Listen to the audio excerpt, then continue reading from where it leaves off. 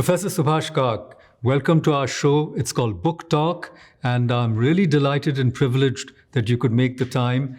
And congratulations on your new book, Eternal Bharat, which we are going to talk about today. But before we get to your book, I really wanted to sort of have an overview of your extraordinary career. You know, you were Regents Professor of Electrical Engineering and Computer Science at Oklahoma State.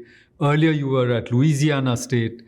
But in addition to your computer science work, you're an Indologist, a Sanskritist, an archaeoastronomer, a polymath. So please tell us how you were, what was your intellectual trajectory and how did you get interested in all these fields and neural processing, quantum computing, and you've done some pioneering work in the latter. So how does all of this come together? Thank you, Makarand. Delighted to be a part of your show, Book Talk. Yeah, I'm very pleased that my new book, here it is, Eternal Bharat. Truth, Meaning, and Beauty has just come out. And thank you very much for getting me on your show so that we can speak about this and other matters. Now, first of all, my background. I grew up in small towns in Jammu and Kashmir and Ladakh, 2 years in Ladakh in middle school. And so these schools were so bad that I was sort of left alone. And in some sense, it was a good thing that I sort of imbibed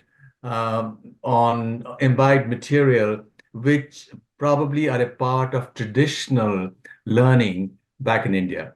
So then I went and did my engineering, did my PhD from IIT Delhi in information theory.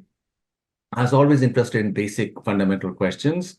And right in the beginning, before even Richard Feynman in early 80s, in mid 70s, I talked about this question of information in quantum representation. And after Feynman's paper in 82, it's ballooned into a very important field. And a lot of money is being spent on it to create quantum computers. And I've worked on that for a long time as one of my interests. But really, what happened in my career was that I didn't want to be an engineer. So when I was in high school or college, my mother said, nothing doing, I'm packing you off to do engineering. She says, how are you going to support yourself as a writer? Which is what I wanted to be as a poet or a novelist. So I got into this, but while I was doing my engineering and later on, so I kept at my literary pursuits. And I read tremendous amount of stuff, world literature in my teens, as much as anybody can imagine. And so with that sensibility, and you might call it, whatever, fashioned on the anvil of modernity, if you will. So with that, the question of information and what it means in the age of modern science, in the age of computer, because that's what the age we are living in, where we can speak of objects defined in terms of algorithms, but then is there anything behind those algorithms? So these fundamental questions prop up, and there are a lot of people in the West right now who assume that there is nothing but the machine aspect to our existence. And this is a question on which a lot of people have written papers and books. And my own take, and in fact, I proved a theorem a few months ago, which was published in the leading journal in the field, which showed that consciousness cannot be mechanical in nature, that consciousness is really beyond materiality, which I think is very important because very fortuitously, it squares up with India's own conception of what consciousness is, which is that it's Atma, and Atma is Para, which means it's transcendent. And that's precisely the meaning of the theorem, although I don't use all these terms because it's in a mathematical journal. So in other words, I worked in many different fields, neural networks, quantum computing, consciousness, and also mathematics. So whatever problem I look at. Shiva Sutras, Upanishads, Hindi poems, Sanskrit, Vedas, amazing. So basically, something attracts me, so I just get down and work on it, and I do it very quickly. And sometimes I amaze myself because I didn't know that subject sometime earlier. I can give you an example. 3 years ago, I got this idea that, well, according to logic, and that is mathematical logic, um, analysis by two categories is not optimal. By three, it's optimal if you are looking at integer numbers. So that's where we go to ternary analysis. Or maybe if you're looking at medicine, then you'll go from allopathy to maybe Ayurveda is three. Yeah, it's got three doshas, three gunas, and so on, while allopathy is only two, well or not well. So that was interesting, and this could be of interest to people who do philosophy of medicine or who want to push Ayurveda further. But then, tossing and turning in my bed in Miami, this is 2020, when COVID had broken, the idea came to me that physical reality is optimal. If you look at physics or anything that goes on in nature, where there is movement, it's always associated with optimality. In fact, optimality principle can also give you physics equations. And the idea came to me, well, although 3 is optimal if integer numbers are taken, what if you allow real numbers, non-integer numbers? Then 3 is not optimal. Then E is optimal, which is 2.718. And then the question came to my mind, and this happened rather quickly, that what if space, which has 3 dimensions, but that's a convention, what if space is not 3-dimensional, but rather E-dimensional? And I quickly wrote up some papers on it, and they were published. I sent them to Nature. They got published. Many papers in 2020, 21, 22. And it solves certain fundamental problems of cosmology. Now, of course, in cosmology, how are you going to prove one thing or the other? Of course, this is a very broad question. But then the idea came to me a couple of years ago, well, if representation of information in the physical domain is E-optimal, that is E-dimensions, then that should also be true of biological information. And I can tell you, this is just one afternoon. I didn't know anything about DNA or DNA codes, codons, and so on. The idea came to me, maybe I can solve, or we can explicate certain aspects of the genetic code. And I wrote it up in just a couple of hours. I understood all the background, sent it off, and it's gotten published, and many other papers on that field have also been published, which seem to indicate that the idea of E-dimensionality is really right. And this could be very important because it also, in principles, explains gravitation. And if you accept E-dimensionality, then you don't have to assume either dark matter or dark energy, which are 96% of the universe, according to standard theory. So in other words, whatever comes to my mind, I'm a kind of a free spirit. Since genetic code came to my mind 2 years ago, I looked up, I read up on it, and then I send, all research is a conversation. You send it off, and if you've made a horrible mistake, if your logic is flawed, then it's going to be shot down and you're going to look foolish. But if your reasoning is okay, then you can advance this conversation and you can hope some other people will take it from there, and whichever way it goes. No, that's fantastic. We will have another conversation on E-dimensionality. And of course, I'll have to read up a little bit about that. But it's interesting to me how you're at the cutting edge of some of these ideas in biology, in physics, in computation, in philosophy. And yet, you've got a book called Eternal Bharat. And let me ask you this sort of provocative teaser to begin with, which is that you obviously know there's a lot of people who say that Bharat, the idea of India, all of this is just 100 years old, maybe 200 years old. So, how can you talk about Eternal Bharat today? And here by Eternal Bharat, what I mean is the principles behind uh, Indian culture and civilization, which have persisted for as long as we can see, going back to the earliest texts and the travelers who came to India from either the West or from the Northeast, like from China and so on, and what they talked about it. So there are certain eternal themes. Or if you look at Buddha's life, and certainly if you look at the rishis of the Upanishads, or the Puranas and so on. So what is it that drove them? And the general understanding within India, echoed by others, is that India or the Sanatan tradition, Sanatan means eternal. The eternal tradition really is about eternal truths. And these truths are not local just to India, just to Bharat. Really, they are true for every human being or all life.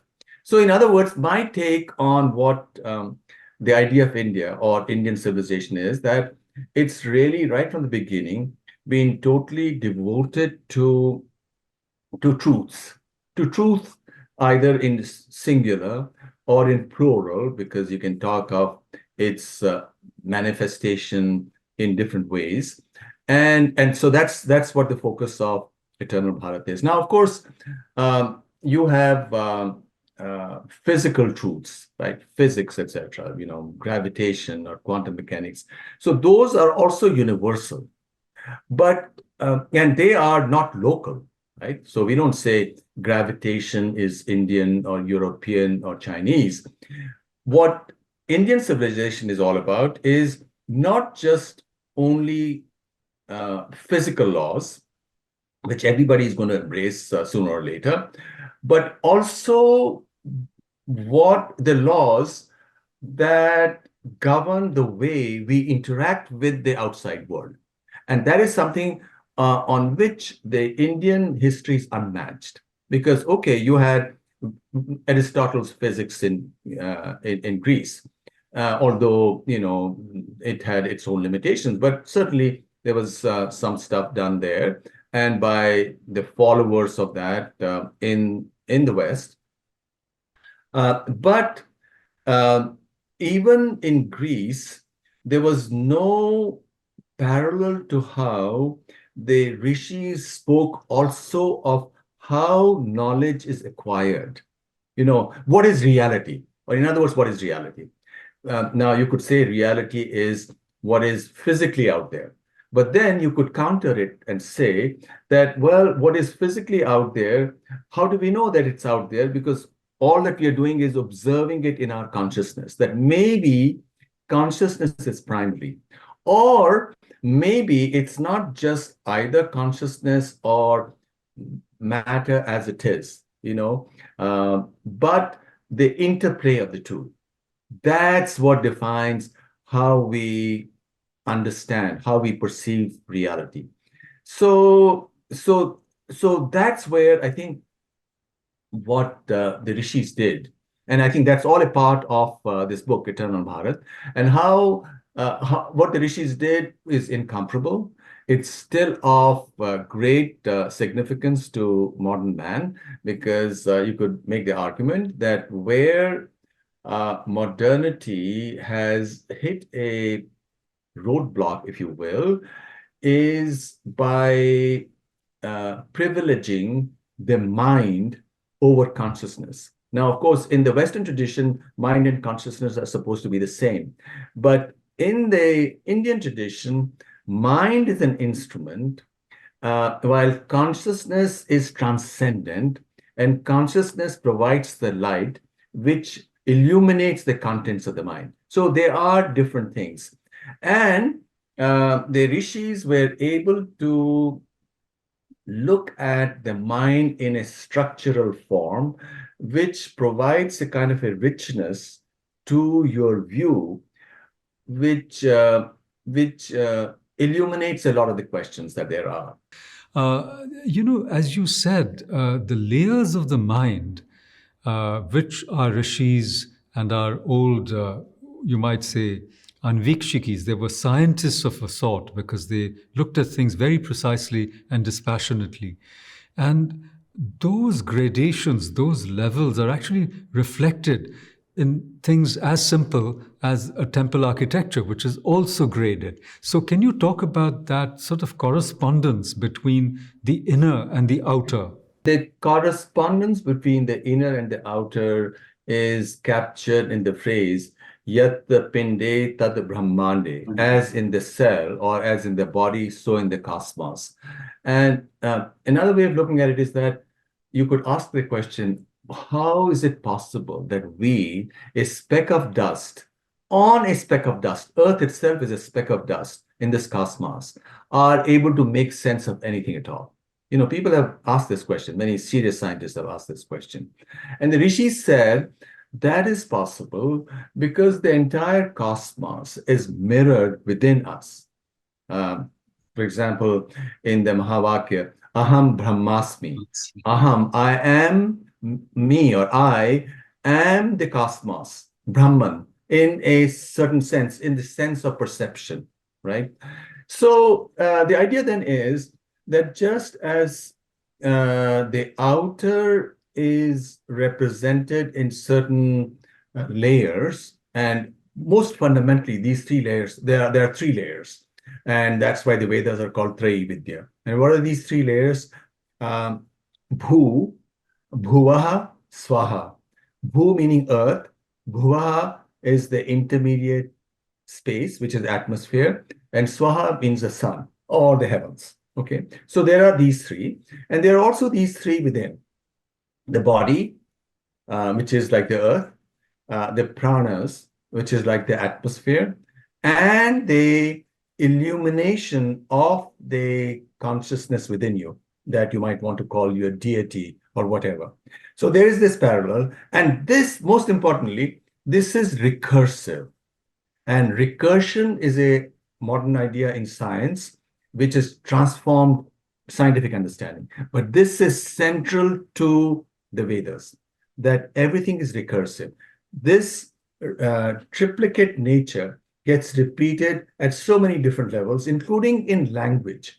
If you look at Panini's grammar, you have subject, object, and the verb. That is a triplicity out there. So everywhere, in the body, in the processes. So what the rishis then said, well, first of all, what we do in our life also represents this unfoldment of reality through our actions. That's one way. And the other is maybe because we get absorbed in our physical nature when we are young, especially, right? We are primarily the body then, because our hormones are raging. We're not looking at the inner self. We think body is all that there is to us, right? So in order to inspire you to get connected to the source of this creativity within you, there should be ritual, sacred theater, and you should have sacred buildings. And that's where temple architecture came in, and it was represented as the cosmic Purush or your deity, and so on. So and then as you see, the spires, the shikhars, are replicated to smaller and smaller sizes in the North Indian temple, right? In the South Indian temple, of course, you have a different, you have the Gopuram and so on. But there is also this recursion, which I think truly is central to Vedic thought, which a lot of people in India don't give as much of attention to as ought to be given. So a lot of what was done in education was inspirational, because you could also ask the question, okay, if this is what the reality is, why do we have to do it? Why do we have to go to a temple? Because skeptics often ask that question, and that's a valid question. Well, the answer is that because we forget our true nature. The purpose of sacred art or sacred ritual is to bring us back to what we forget because it is so close to us, within us, that we take it for granted. And even though all that is required is a slight shift in perspective to see that glory within us in all its wonderful light, but since we forget and we think we are only the body, that's why we need the soul.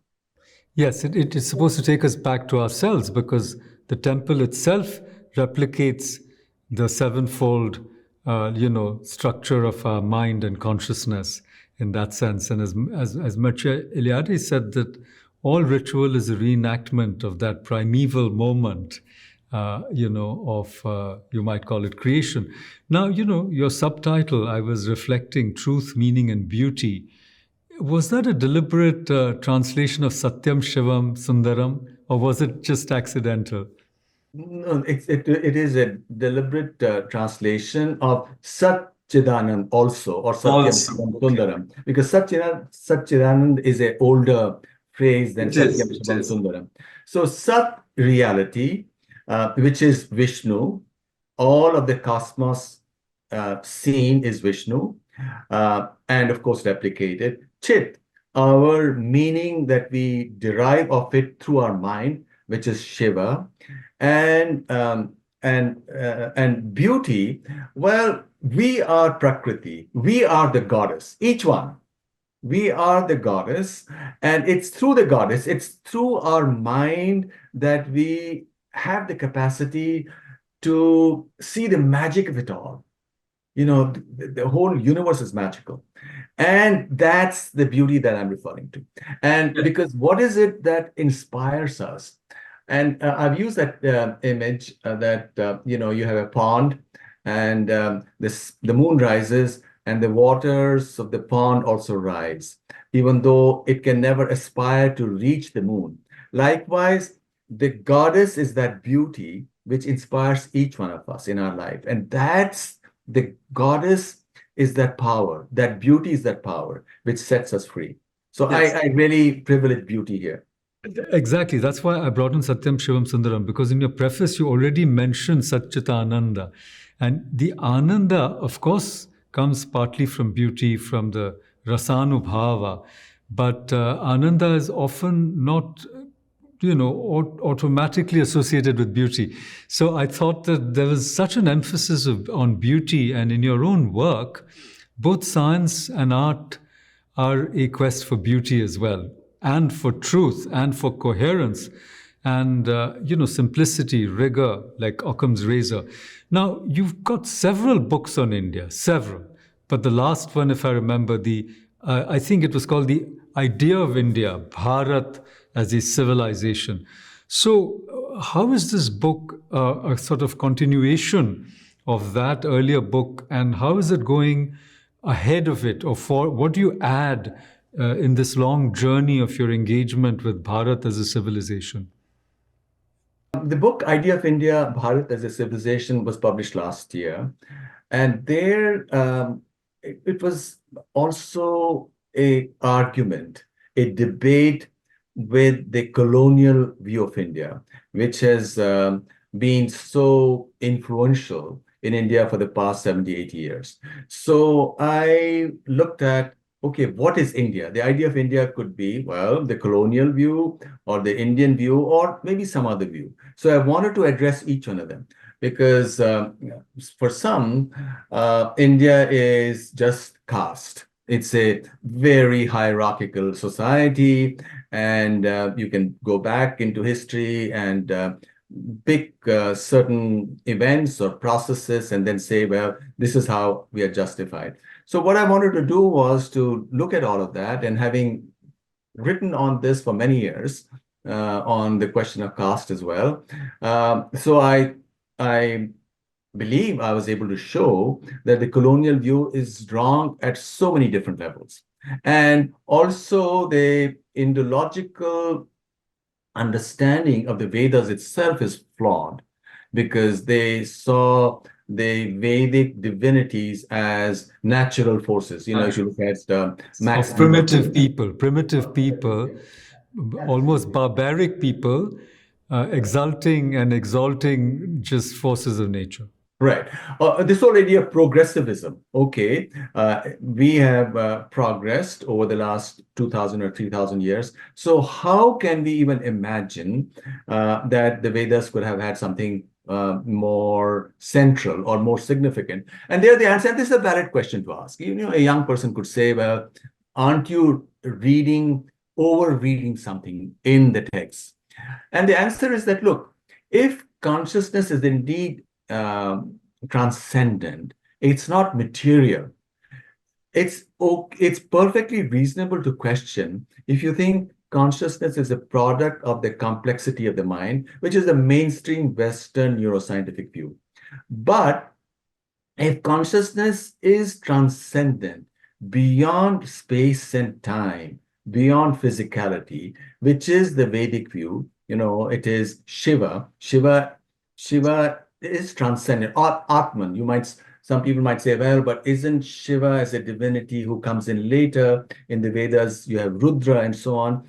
Well, I think that misses the point completely, because you speak of the Atman itself in the Vedas, and that is transcendent, right? And you have the tattvas, the five tattvas, plus buddhi and ahankar, right? So where does all that come in? You know, the 7 levels that you talked about, the 5 chakras, and the ahankar, the mind, and the intellect, right? The intellect and the ego. But beyond that is the Atman, all right? So if it's indeed true that consciousness is transcendent, and you'll be perfectly legitimate to question this position, then that view would be right. But then how would you explain all creativity like that of Srinivas Ramanujan?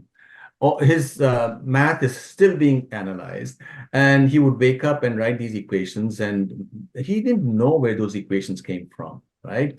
Namakkal, the goddess Namakkal. Namakkal or Namagiri or Namakkal, right? And that's where creativity comes in from somewhere outside of one. I think that is this central idea of Bharat. Now, in the book Idea of India, it was mostly on standard Indological topics, plus something that very few Indological scholars are aware of, which is Indian interaction with Central Asia and the Slavic world. That interaction with China, the Far East, and Southeast Asia is very well known. I didn't want to touch upon that.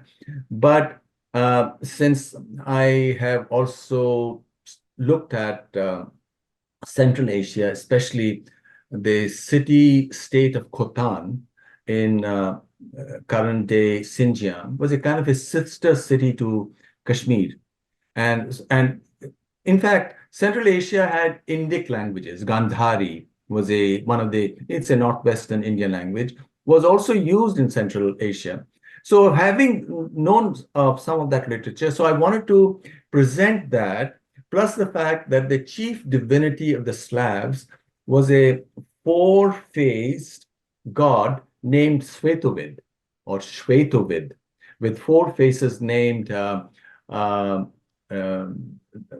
well, the northern one was called, now I forget. They are all the 4 have Sanskrit etymologies, and you can't find European etymologies for those. So there's a lot of stuff which speaks of the. See, that is a very profound point as well as area for research. You know, Nicholas Roerich, when he started off on his journeys, he was looking for the Asian roots of Russian civilization. And he didn't stumble upon some of the things you were talking about.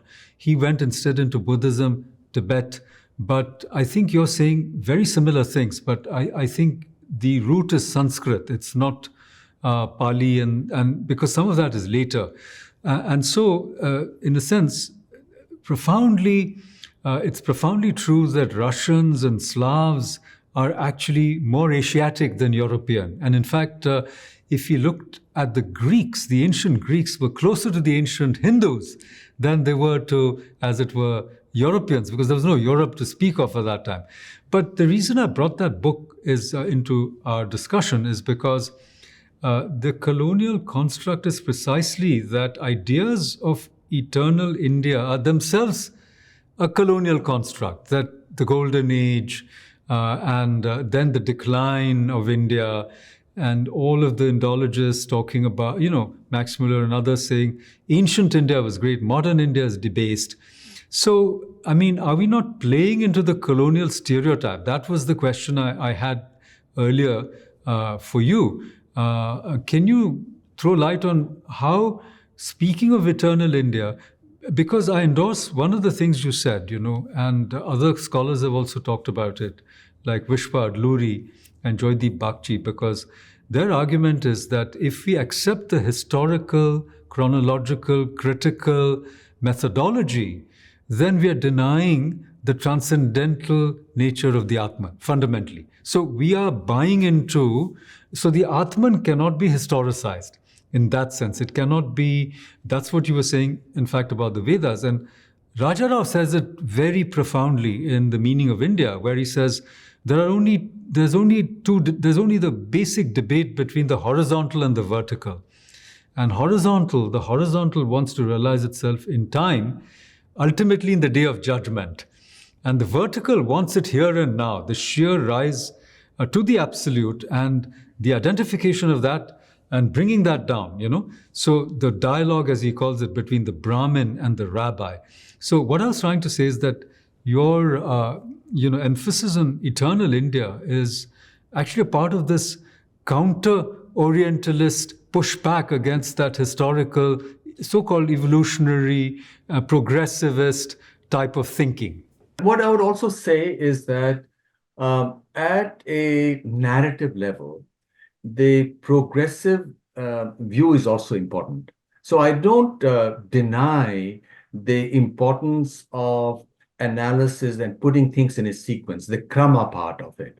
But what is inspirational, the Atman works through chamatkars, through epiphany, through individuals and maybe to the collective mind itself, as in the view of the avatar coming from time to time.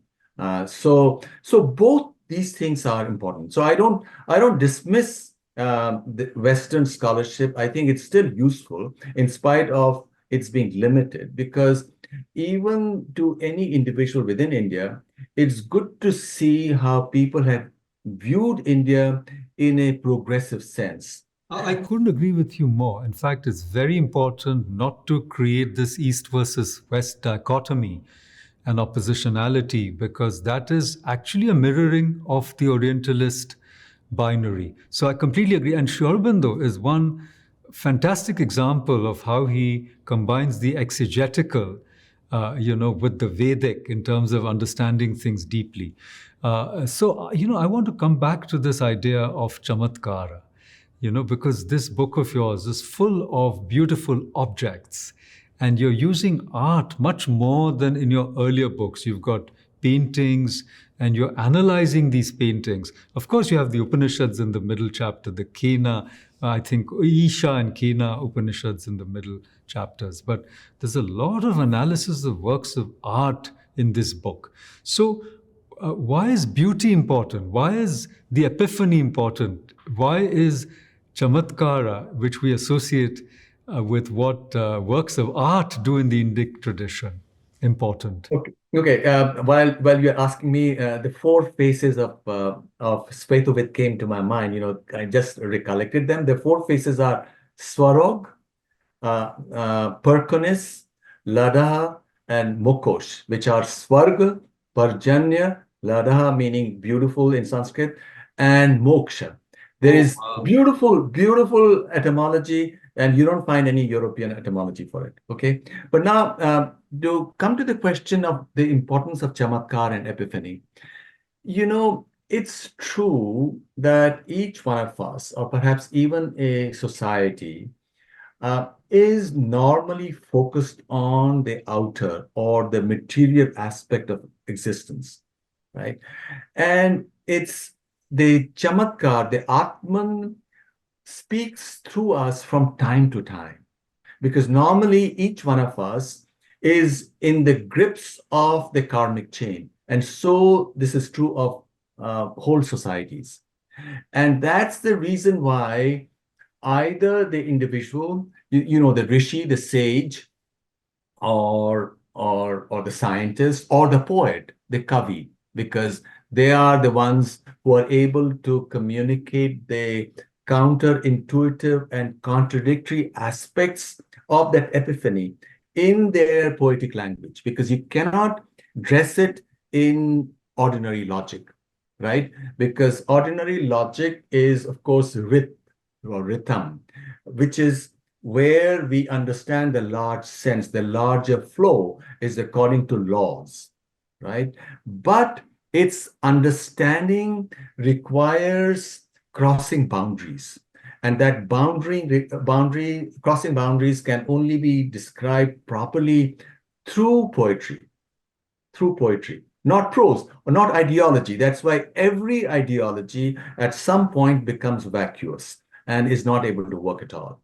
For example, you look at Western social sciences. As we know, their origin goes back to de Saussure, the Frenchman who was inspired by Panini's grammar. And he argued that if Panini could describe language, which is one of the expressions of human activity, in terms of rules, so could other human activities such as kinship and other relationships be described in terms of rules. And that's how social sciences were born.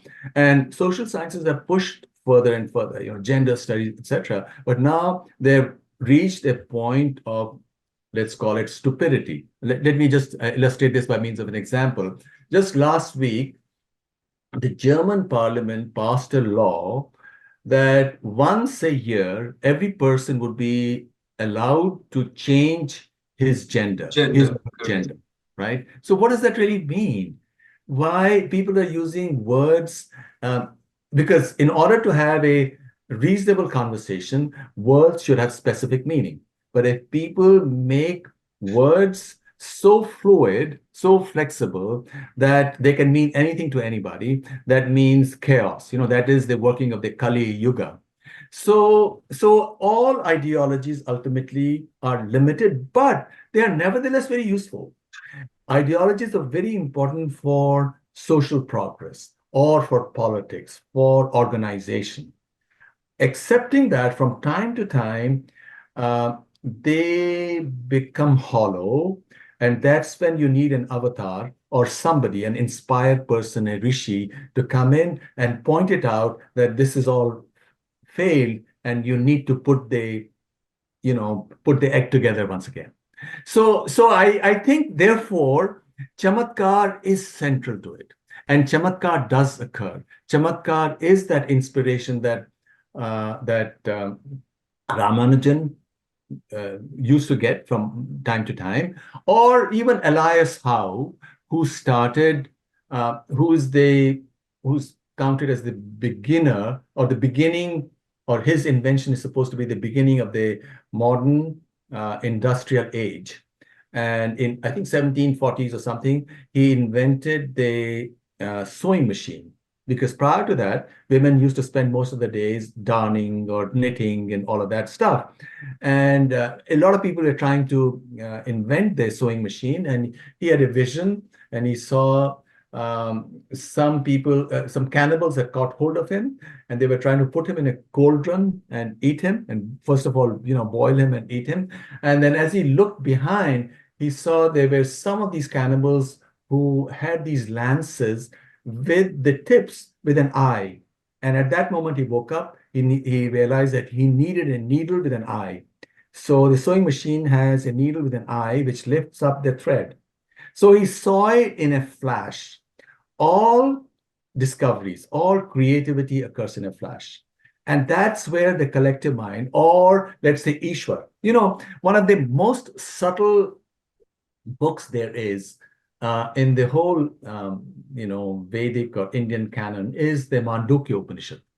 And Mandukya Upanishad speaks of three states of awareness, the Jagrat, the swapna and the sushupti. Sushupti. Yeah. Now, in the Jagrat, what he speaks of is that at the fundamental level, you are Vishwa, you're like everybody else. And at the cosmic level, in the Jagrat, you are Virat. You can speak about a Virat being which is the physical cosmos of which we are a part, right? But it doesn't explain why, if all our cognitions are in the waking state, why is it that in the dreaming state we are able to conceive or see things which we had never experienced in our living hours? Or you can be flying, or you have other interesting insights, right? So the idea there is that the dreaming state has what is called tejas at the individual levels, that light. And at the cosmic level, the dreaming state is associated with Hiranyagarbha. And as you know, there's a Hiranyagarbha Sukta as well. And that's where creativity comes in from.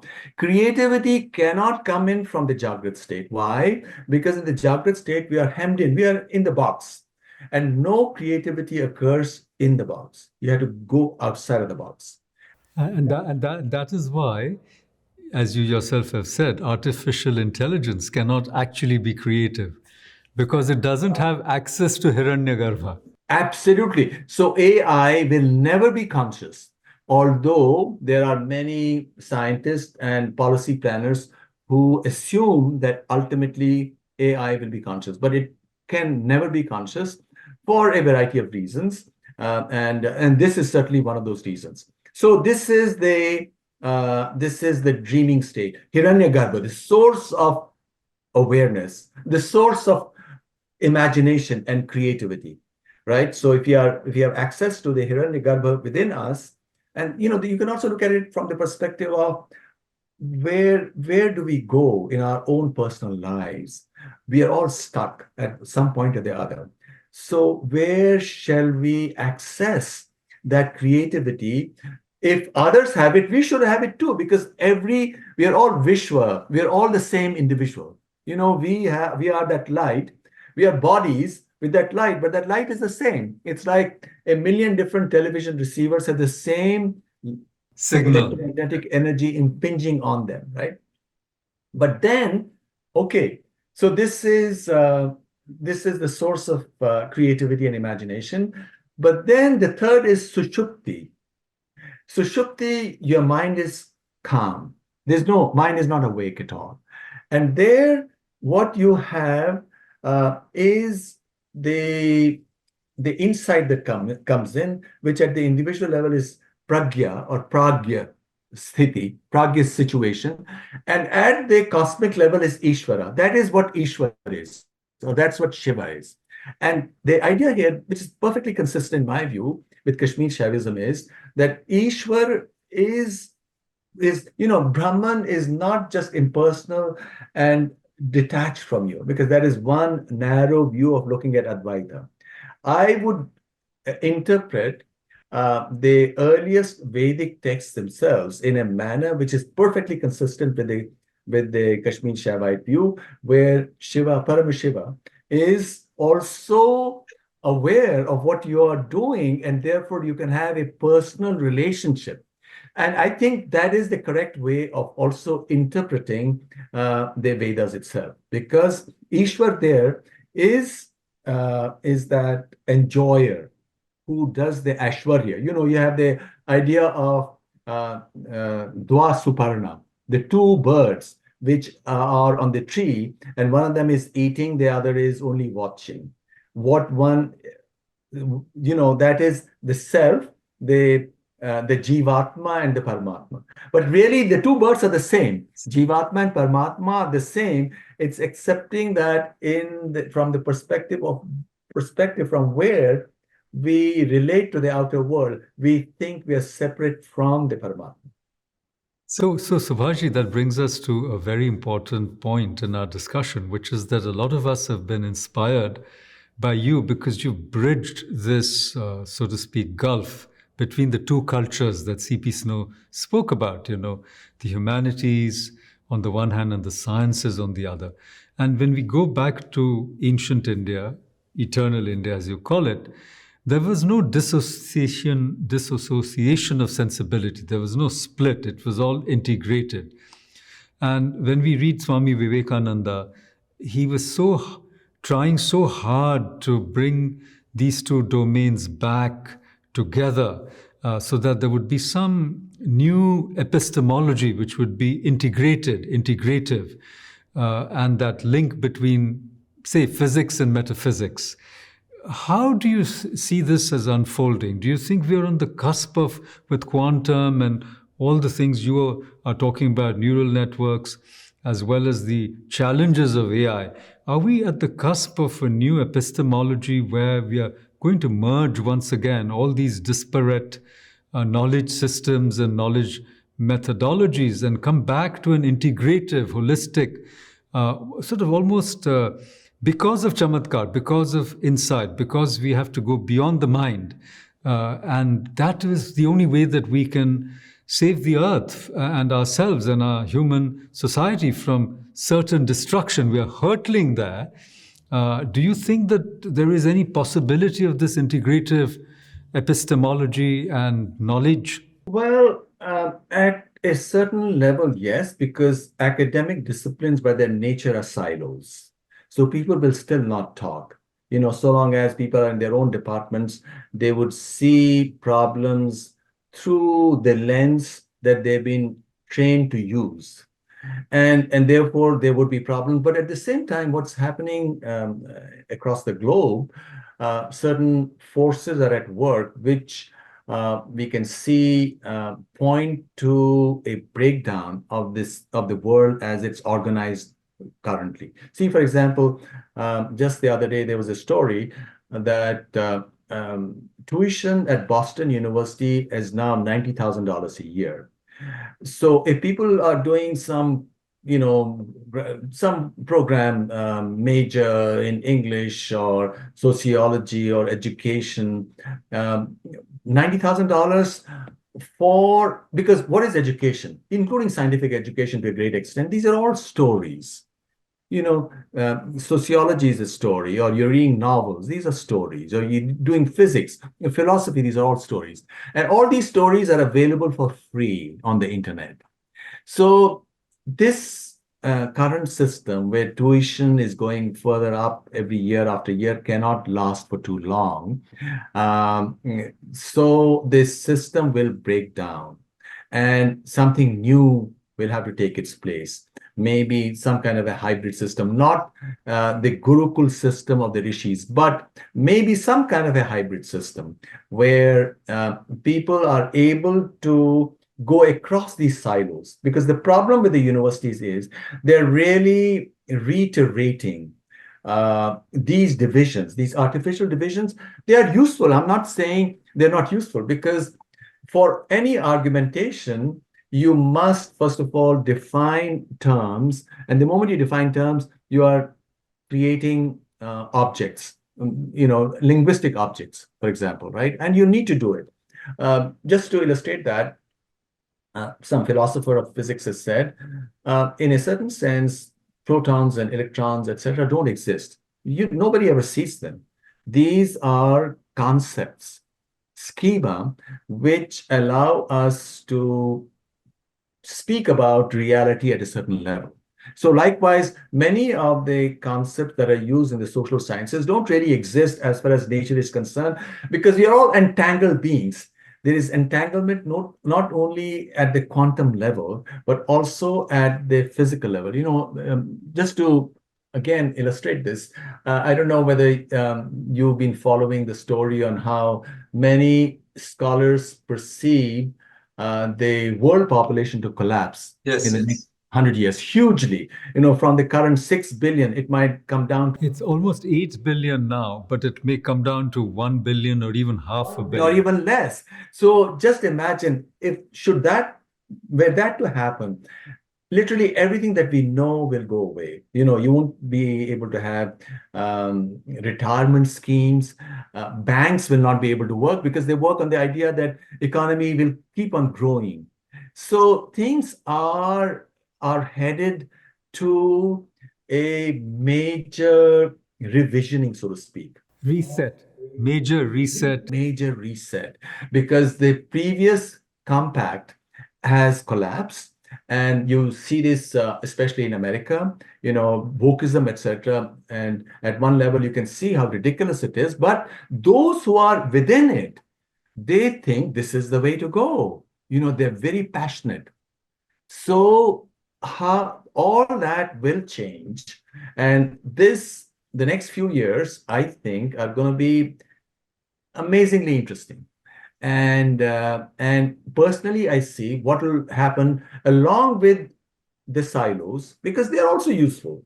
I don't reject any of that, but there will also be people who will be looking at the larger picture. And we need those people as well. We need a proper dialogue between the larger picture so that people who are in the silos are able to correct their own perceptions or conceptions, right? And they need to revise them if those theories have failed. That's what I meant. We need people who can see the larger picture, almost a global community of new rishis, so to speak, to save the world. But we're almost out of time. I want to come to your epilogue now. And our whole conversation has been about crossing boundaries and not just East and West, modern and ancient, but, Vedic Buddhist. This has been another one of those artificial, perhaps, or deliberate, political or other ideological interventions in understanding ourselves. And I seem to think that by focusing on the Buddha's Mahaparinirvana, you are making a very interesting point there. Can you elaborate on that? How the Vedic Buddhic or Buddhist are not really antinomial after all? Well, in the Mahaparinirvana Sutra, which a lot of people don't are not aware of the contents, but it's a very important sutra which played a big role in the development of Buddhism in China, for example, and it was translated repeatedly.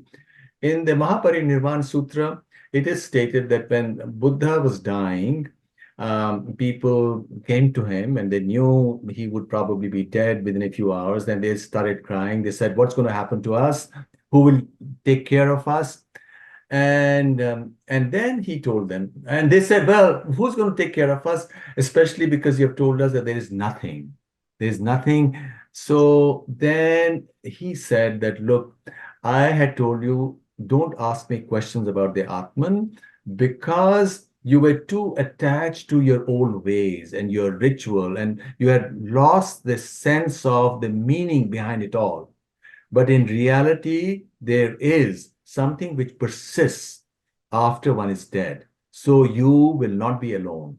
And then he gave them the example of, imagine a baby who's ill, and the mother takes the baby to the doctor, and the doctor says, "Well, since your baby is sick, make sure that the baby doesn't get your milk, and give the baby this medication for the next 5, 6 days. And when the baby is all right, then the baby will be able to come back to your breast."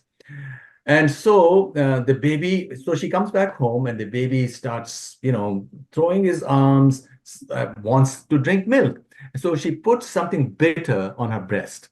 And then he goes and tastes it, and then he draws away, and then he doesn't ask for it again. So the Buddha says, "This is what I did to you.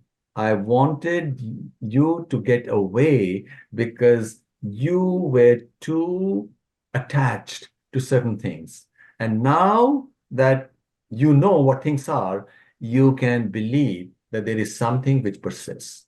And I think, not just my recent theorem where I prove that consciousness is not material, because that's after all what the whole Vedanta is about. You have the Prasthantrayi, you have the Brahma Sutra, the Bhagavad Gita, the Upanishads. That's what they say. If you really think about it, they are making this point again and again that the Atman is beyond your body. Or that's what the various texts of Kashmir Shaivism, which is another Advaita Vedanta, speak about. That look, it's more than your body. Because otherwise, how can you, if mind was all ephemeral, how would you, and keeps on transforming, as the Buddhists say, then how you of now is the same individual as you of 20 years prior? And how do you still feel connected? So there is something, there is some self behind you. And that self is the true self. And that's what Shiva is, or that's what the Atman is. Now, of course, your normal self keeps on transforming. And we don't even remember everything that happened to us in our past. So that's not really our true self. So I think the world is ready for this most subtle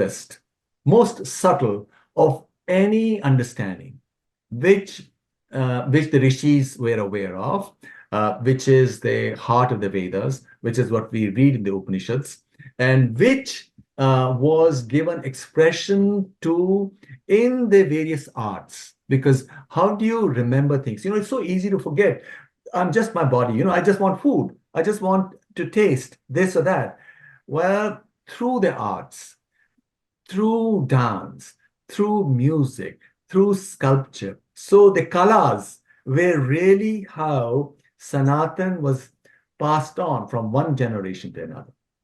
And that's what enriches us.